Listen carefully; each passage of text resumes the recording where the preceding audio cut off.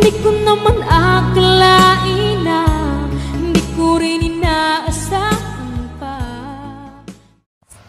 Narito tayo ngayon upang matunghayan ang napakainit, nagbabaga at talaga namang pinaka-inaabangan na latest issue ni Ate Erica. Sa pagpapatuloy ng ating istorya ay kasalukuyan nga binabanggit ni Kalingap Val Santos Matubang si Ate Viancy sa mga manonood.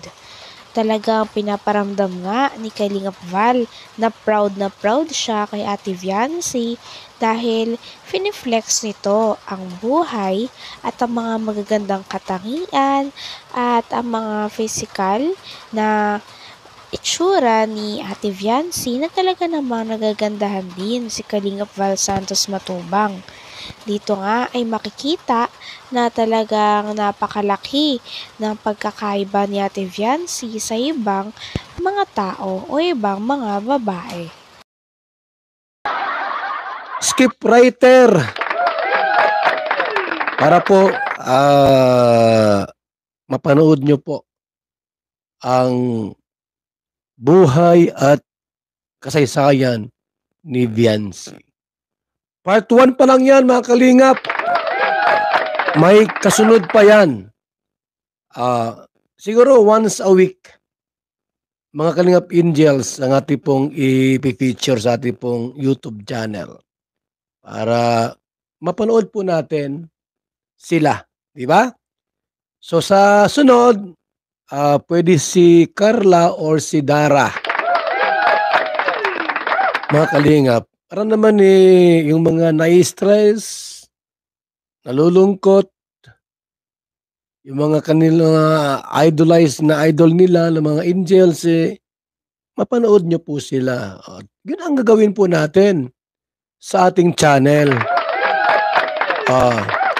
Ay, magandang umaga sa lahat. Ako muna nagbumati po sa ating mga viewers sa ating pong live. Para naman ating mga SG. Hello kay Regine Diaz, maayong buntag Kuya Bal og sa tanan. And Kalingap Marie Pinida, shout out. Irene Dibis. And Susan Sulatan, Inday PB, Helen Zikal, and Maria Cosinera. MSD Channel, shout out po. At kay Ate Christy. Ayan, si Ate Christy. Also kay Martina Aquino. And Tita Bing Mix Vlog. Jessa, good morning. And Marites Nalika, good morning. Kay Yay. At kay Ann Ramirez Hiner at kay Mick Agnes. Sa mga ambassadors po, sa mga landing pad, shout out kay G. Morillo Vlogs. Kalingap Jose. And you the great. Talagang makikita natin ang kaibahan ni Ate Erica at ni Ate Viancy. Talagang sinasabi nga ni Kalingap Val Santos Matubang na si Ate Viancy ay napakaputing babae daw. At sa totoo lang, siya daw ay tunay na nagagandahan daw talaga kay Ate Viancy. Kaya naman nung araw na yon ay halos si Ate Viancy nga ang bukhang bibig ni Kalingap Val Santos Matubang. Kaya makikitang-kita talaga natin na nabibighani din si Kalingap Val at talaga namang humahanga sa kagandahan ni Ate Viancy na ka-love team ni Kalingap Edu. You the great.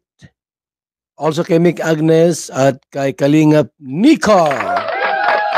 Sa mga deputy po, andyan si Kalingap Lydia, Kalingap Tatay Papsi, and Kalingap Edna ng Katarman, at Kalingap Agnes.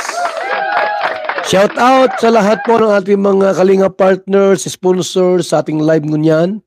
This morning po ng Martes, Mayo 21 sa taong 2024. Good morning, good morning, good morning, good morning, good morning, good morning, good morning. Mga Kalingap, at tayo po live uli sa ating pong YouTube channel ngayong umaga. Dapat humigop ng masarap at masustansyang VSM Kalingap Kape. Ang kaping may puso. Magandang umaga, Lolo. Ano yung iniinom mo? Ay, ito ba po? Ay, VSM Kalingap Kape. VSM Kalingap Kape? Bago yan, Lolo ah. Oo, apo. Ang kape may puso at maraming benepisyo sa ating kalusugan. VSM Kalingap Kape, 9-in-1 Healthy Coffee Mix. Ang kaping may puso, VSM Kalingap Kape. Sa mga gustong umorder, tumawag lamang sa numero ni Kuya Val, 0929-1132-469. VSM Kalingap Kape, ang kaping may puso, VSM Kalingap Kape. Ayos, Lolo. Yan na lang din ang iinumin ko. VSM Kalingap Kape. Ang hirap mag-live. Mga kalingap. Aha. Mahirap mag-live pag walang monetization, no? Hindi nakabukas yung money.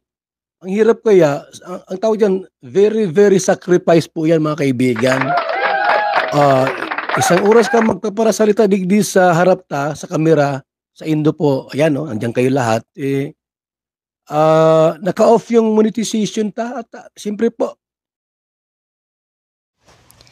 Dito ay binahagi ni Kalingap Val Santos Matubang kung kailan niya daw ino-on at kung kailan niya ino-off ang monetization o ang kita ng kanyang YouTube.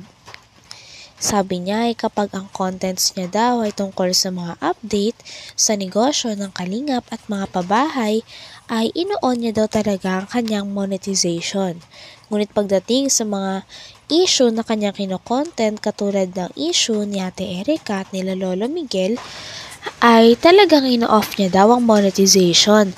Ayaw niya raw kasi na may nasasabi ang ibang tao at parang hindi niya daw talaga kaya at nagigilty siya. Kaya naman makikita natin kung gaano talaga kabuting tao si Kuya Val.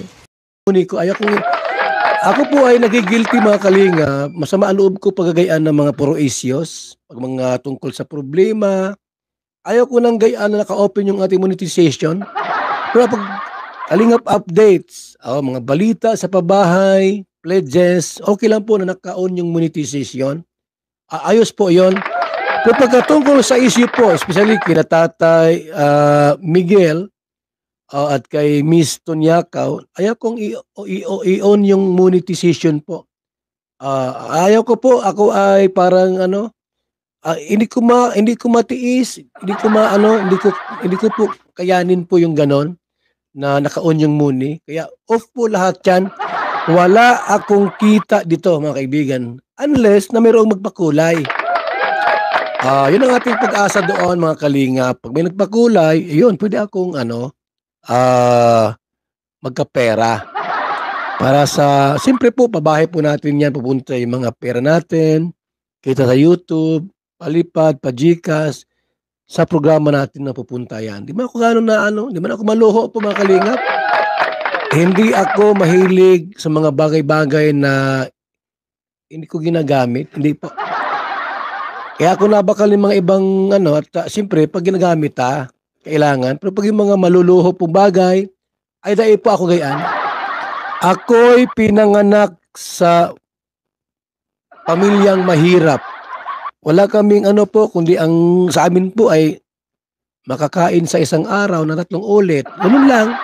Pero yung mga mga kalingap, mabakal ng mga palamuti sa katawan, magpapapugi. Wala po kami niyan, mga kalingap. Wala kami po niyan. Kaya ako, yung pirata, pag may kita, may sweldo sa YouTube, may binta yung kape, yan po ay para pagtulong natin sa ating kababayan. Yan po ang inyong abang lingkod. Val Santos Matubang. Malaki ang views ni Tatay Miguel.